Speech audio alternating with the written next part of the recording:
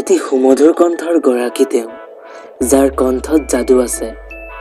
এখন বিশাল অন্তৰৰ গৰাকী তেওঁ, এটি আটাইৰে চিনাকি মাত, যাক শুনিলে আমাৰ মনলৈ এজন মানুহৰে কথা ভাহি আহে, যাৰ নাম হৈছে নীল আকাশ।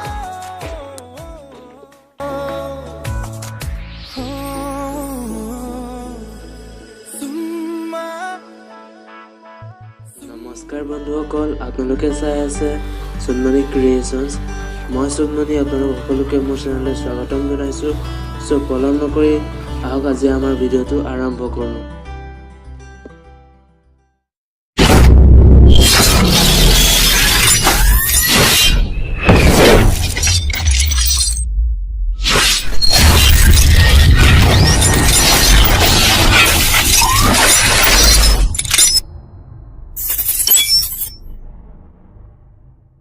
অসমীয়া সংগীত জগত বুলিলে এতিয়া এটা কণ্ঠ সকলোৰে প্ৰিয় হৈ উঠিছে।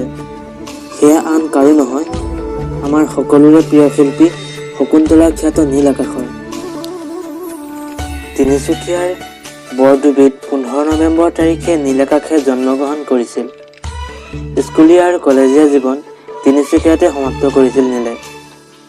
সৰুৰে পৰা তেওঁ সংগীতৰ প্ৰতি আকৰ্ষিত আছিল। তিনিচুকীয়া কলেজত পঢ়ি থকা অৱস্থাৰ পৰাই তেওঁ বেছিকৈ সংগীত জগতত সোমাই পৰিছিল। নীল আকাশ বুলি জনাজাত এই গায়কজনৰ প্ৰকৃত নাম হৈছে সঞ্জয় দাস।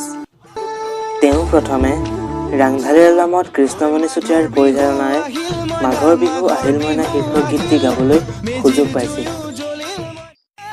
2016 চনৰ বিহুৱান এলবামৰ শকুন্তলা শীৰ্ষক গীতটিৰ পৰাই তেওঁ অসমবাসীৰ মাজত জনপ্ৰিয় হৈ পৰিল। গানটোৱে ইউটিউবত 1.5 মিলিয়নতকৈ অধিক ভিউৱাৰ্ছ পাবলৈ সক্ষম হয়। আনহাতে এই গানটোৰ বাবে 2016 চনত ৰামধেনু চেনেলৰ পৰা বেষ্ট ডেবিউট মেল ছিংগাৰ এৱাৰ্ড পাবলৈ সক্ষম হৈছিল নীল আকাশে।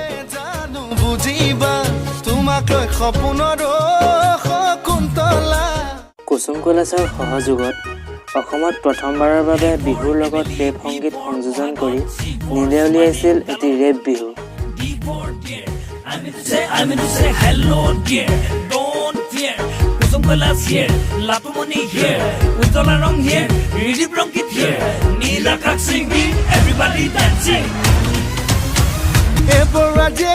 দেখিলে ৰোমান্টিক ৰোমান্টিক লাগে মন, দেখিলে পাতু পাতু লাগে বিয়াখন। তেওঁ জুবিন গাৰ্গক বহুত ভাল পাইছিল। তেওঁ সৰু থাকোঁতে ঘৰত নোকোৱাকৈ জুবিন গাৰ্গক লগ কৰিবলৈ বুলি গুৱাহাটীলৈ গুচি গৈছিল। তেওঁ বৰ্তমান ডিব্ৰুগড় জিলাৰ মৰাণৰ বাসিন্দা।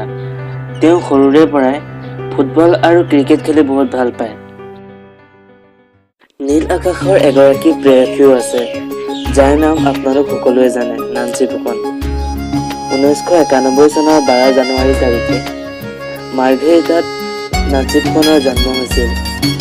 তেওঁ বৰ্তমান গুৱাহাটী চহৰত থাকে। নজনাকে নুবুজাকে পৰিলো তোমাৰে প্ৰেমতে, সুৱানা পৰিলো তোমাৰে প্ৰেমতে। নীল আকাশে অসমীয়া সংগীতৰ লগতে বহুকেইটা বাগানীয়া সংগীতো গাইছে। তাৰে ভিতৰত বুলবুল গানটো পাখুৰ বুলবুল উড়ে কেন ছোট ছোট পাখি, পাখুৰ বুলবুল উড়ে কেন ছোট ছোট পাখি, তোৰ বুলবুল পাৱেৰ পায়েল বুকে থাকে বাজি আমাৰ জুন জুন জুন জুন। 2017 আৰু 2018 চনত ওলোৱা মাছলৈ গৈছিলোঁ আৰু চিনেমাই গানটোক অসমবাসী ৰাইজে সুদৃঢ়তাৰে আঁকোৱালি লৈছিল। এটালৈ পলাই গ'ল এচুমনা পালোং, হেনো দিনে ধৰি মদ খাব শিকিলোং, ভাং খাব শিকিলোং, আনৰে চকুতে বেয়া ল'ৰা হলোং, বেয়া ল'ৰা হলোং মই। চেনি চেনি চেনি চেনি মাই বিহুতলি তোমাক দেখা পাই, কাষে চাপি গলো যে মম লাগি তোমাৰে ধুনীয়া মুখনি চাই চাই চেনি চেনি চেনি চেনি মাই মোৰ বুকুত তুমি ললা ঠাই মিচিকিয়া হাগিলে লাহি কঁকাল ভাঙিলে মনি নেলাগে চাই চাই ভয়ো লাগে ভালো লাগে ধিপিং ধিপিং কলি জাকপে মৰম লাগে চেনা লাগে তোমাক দেখি পিৰিতি জাগে নীল আকাশৰ জাতি ওলোৱা পখিলা আৰু কনচেং গানটোৱে যুৱ প্ৰজন্মৰ মাজত খলকনিৰ সৃষ্টি কৰিছে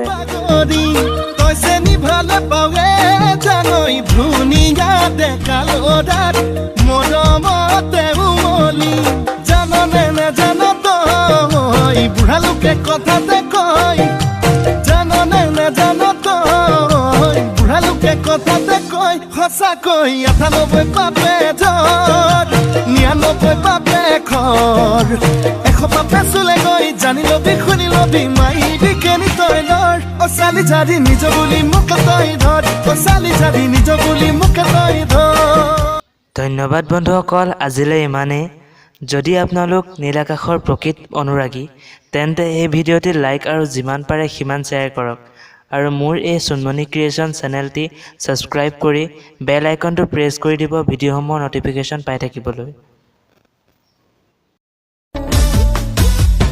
মই নাযাবিনে নাযাওঁ ক মোৰে ঘৰলৈ